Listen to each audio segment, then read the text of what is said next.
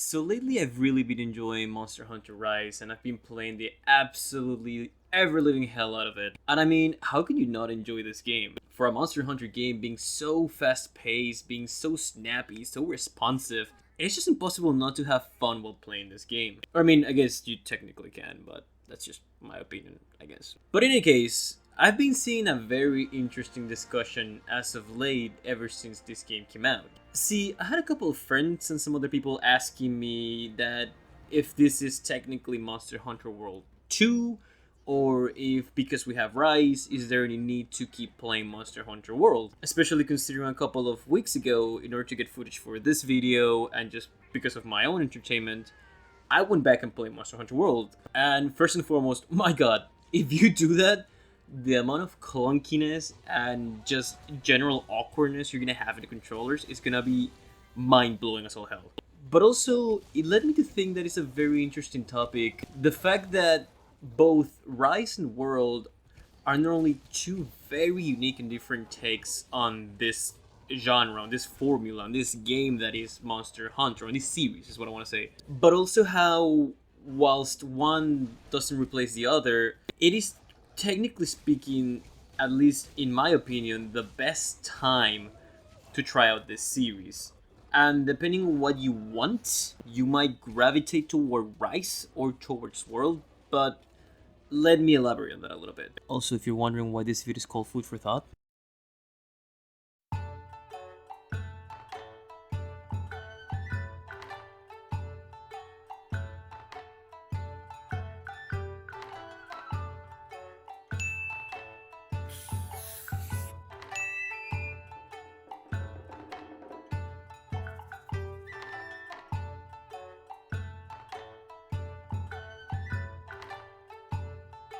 now I'm gonna make a very unique comparison that probably no one has done before. Not saying that I'm right, but it's just the way I feel about these two games, right? So, first and foremost, Monster Hunter Rise feels like an amusement park. Let me explain. So, the thing with Rise is that it's like a big ass, amazingly designed amusement park. You have the same 30, 40, I don't remember how many monsters are in the game, but you get the gist of it. You have X amount of attractions you can go to, and all of them are fun and unique on their own ways, but depending on who you are and what your tastes are and how you go about them, quote unquote, right? You might get different levels of enjoyment. So at first you might be forced into going through them in a specific order with the village quests or the beginning of the low rank and the hub quests and the different levels of high rank, but it's always the same attraction, maybe with slight variations here and there. So by the end of it, while it's really enjoyable, you're pretty much gonna be going through the same attractions over and over, maybe in different orders, maybe with different people, maybe in a different mood, maybe with like a different mindset. So you're gonna get maybe something different out of it whenever you re-experience each ride. Of course, the rides in this case being the monsters. So what I mean by this is that unlike World, Rise is surprisingly linear for what we've gotten in the past years with World, and Iceborne. Now, a little thing I should have added at the beginning is that I actually started playing Monster Hunter with 4 on the 3DS, but I didn't really like that game that much. Like, it absolutely captured me. It absolutely snatched me like the second I got into it. But the problem is that I feel Monster Hunter is a game that is 3 times more enjoyable when you have people that you can enjoy it with, like legitimately.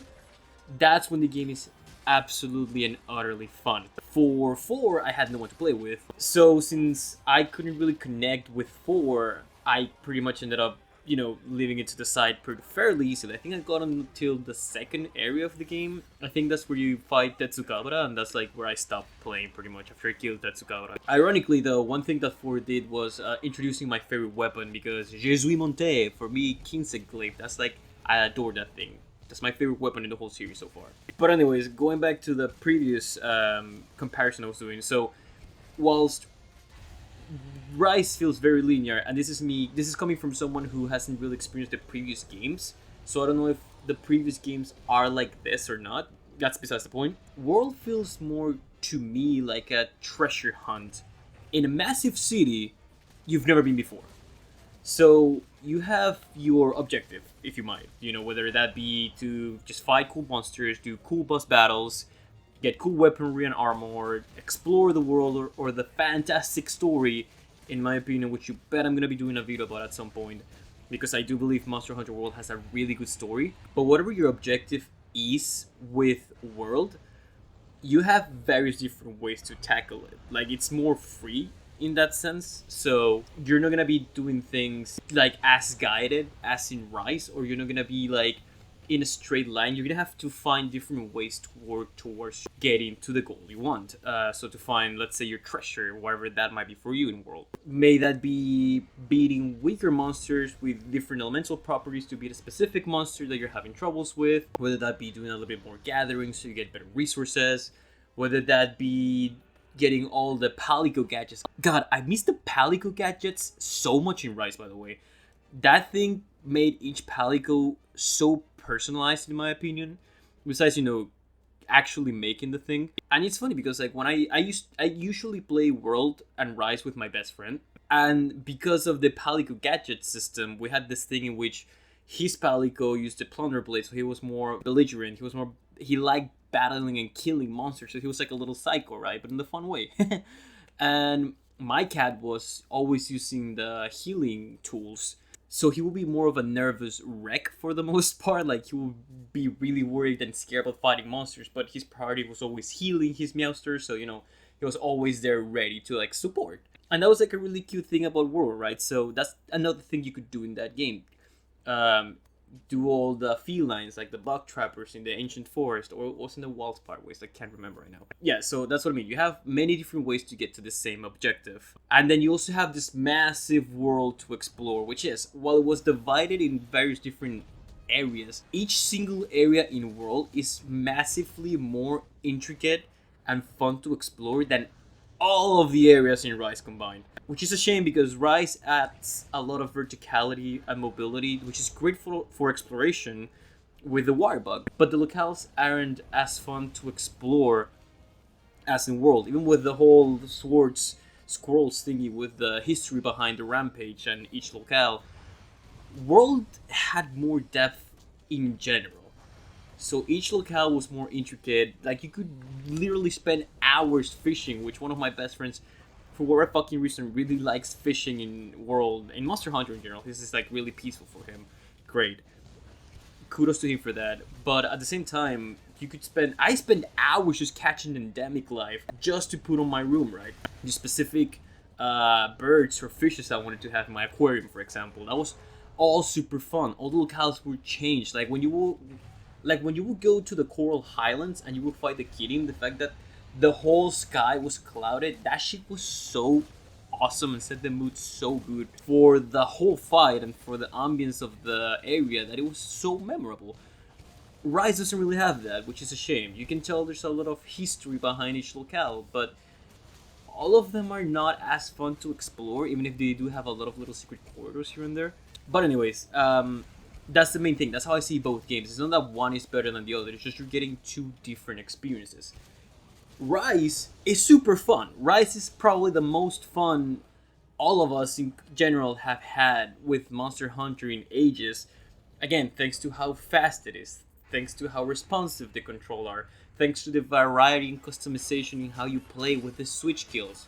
Do you want to be more traditional, not use the water bug? I don't know why the hell would you do that in this game, but you can legitimately tackle the game like that, and that's completely viable. So that's what I mean. Rise is super fun, and that's great. That's why that game... That's what I didn't even realize when I clocked in 120 hours. Like you can see on the screen right now. Like, I clocked like 120 hours in this game before even realizing it. And I was like, wow, that was so fast. And the only downside to it is that it is very samey. It doesn't change too much. And this is even included in the rampages. Rampages are really cool. Like, it's cool to have this castle defense mode that is pretty much pure chaos. It's just chaos through the whole thing. But after, like, the third time you do it, it's all the same thing. Like, they can add all the new rampage monsters you want, but at the end of the day, it's still the same.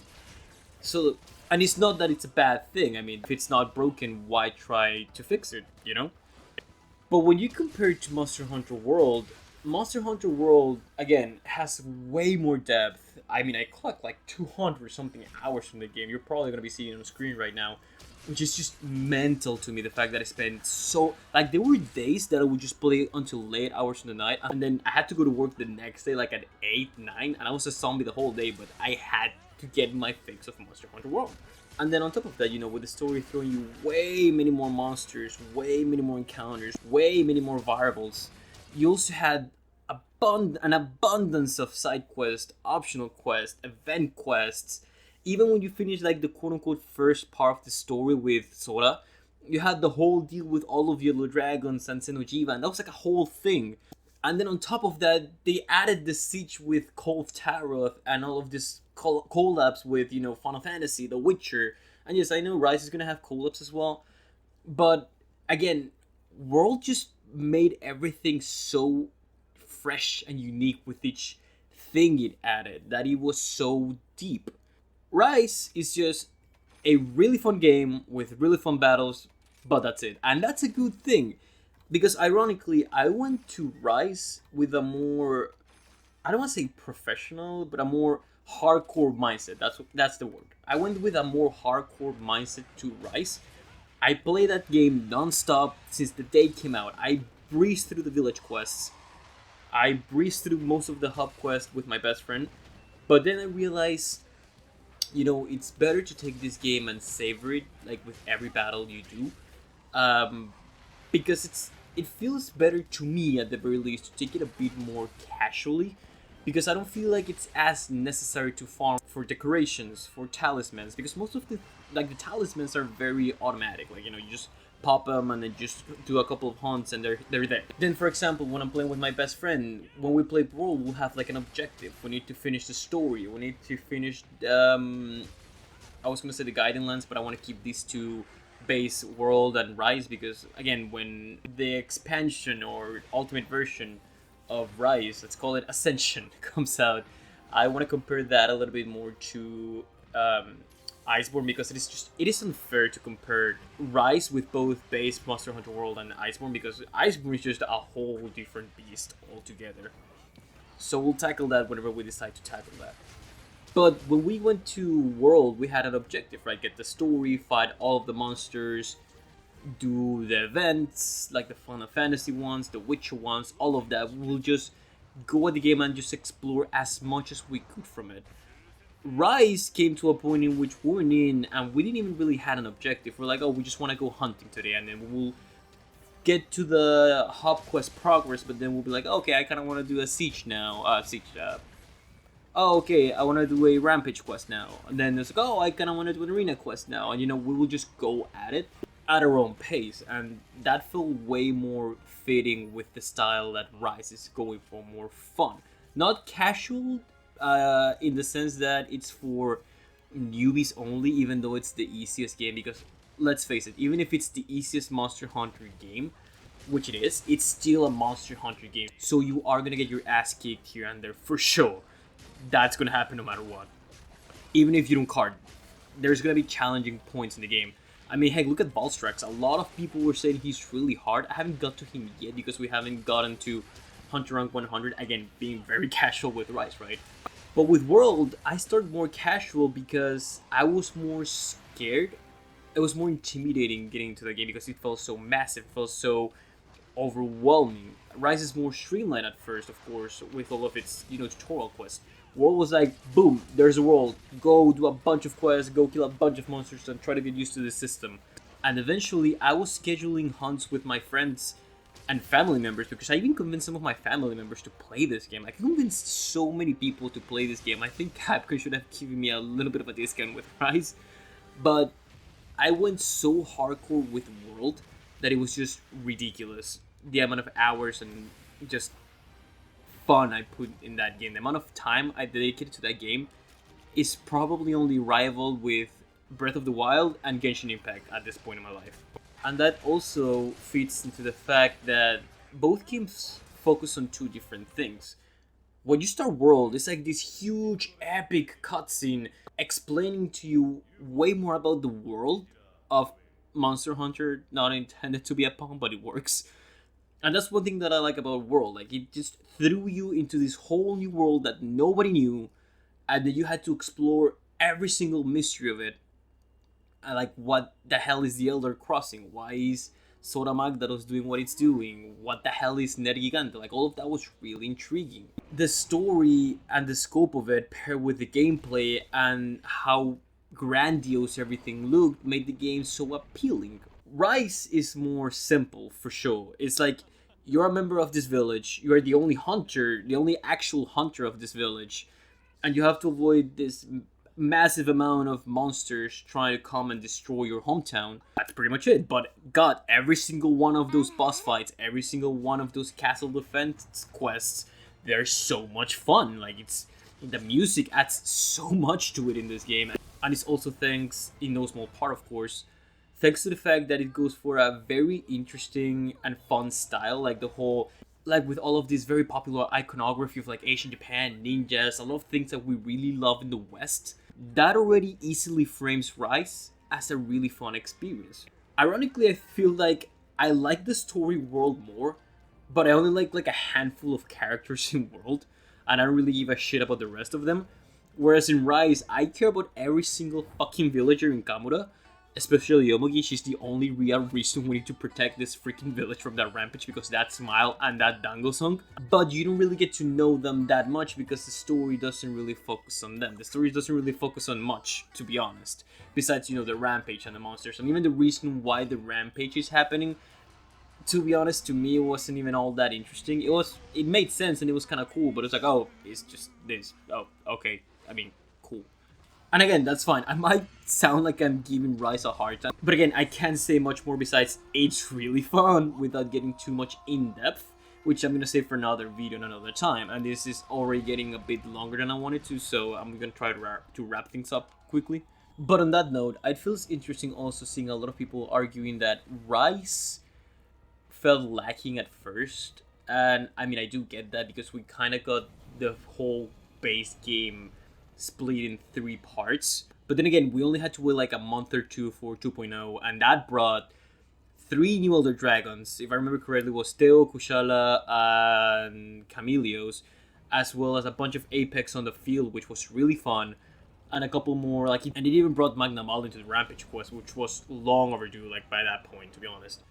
And then, like, a month or so after that, we got 3.0 with, like, the new ending and the new last boss of the story and Valstrax and, Apex Zynoger, which fucking love that guy.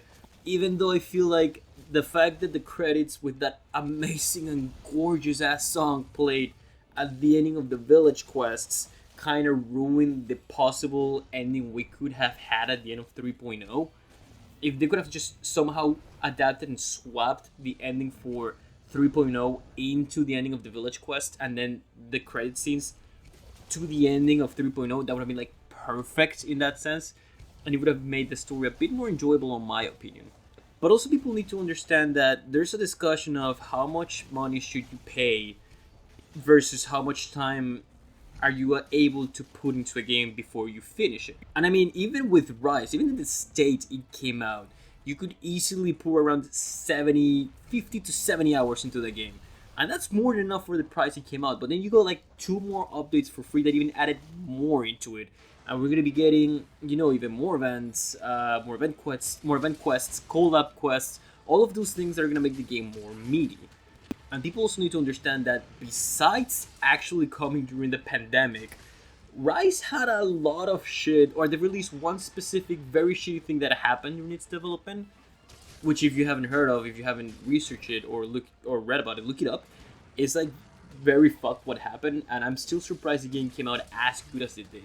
And then I'm also seeing people saying that the game should have like live service. Like, people want a battle pass in this game. People want this to be like, for those of you who don't know, live service is like think of Final Fantasy 14. It's like a game that you either subscribe to, or it has like a monthly payment of sorts that will give you stuff for free, so the developers work on the game and keep it alive for a long time.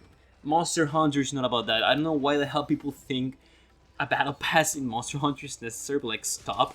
That's not this type of game. Because at the end of the day, you play Monster Hunter as long as you want. I mean, I haven't really finished World with my best friend because we wanted to get to Ruiner Norgigante and call it there.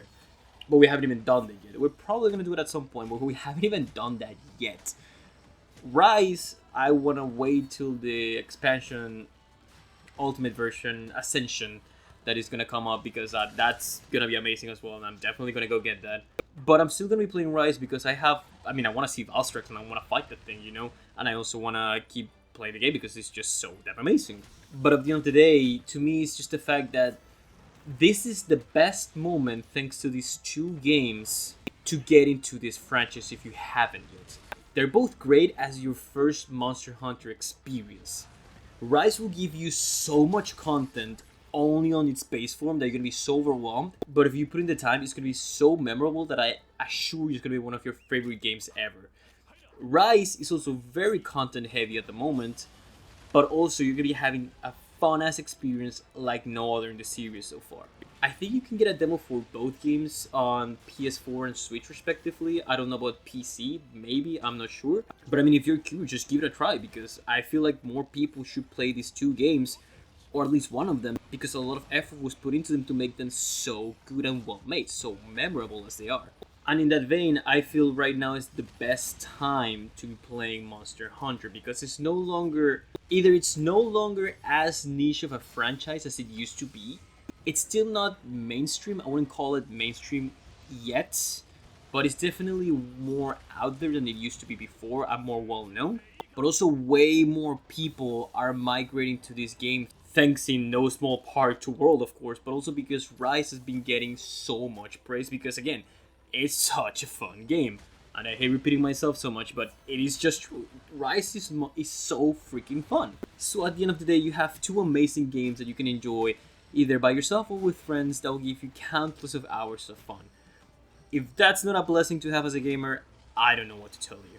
But I don't know, I just wanted to try a different format for this video, so let me know what you guys thought about this more unplugged version of my thoughts.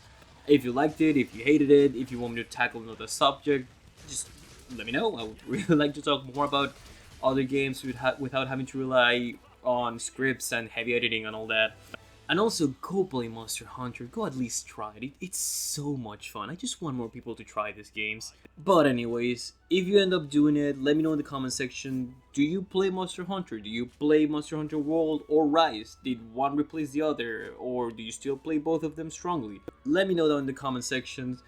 I'm going to be coming back to you guys next time with another fun video that is going to be more structured than this, of course. But until then, it seems like this is going to be our to be continued. So see you guys next time. Jana.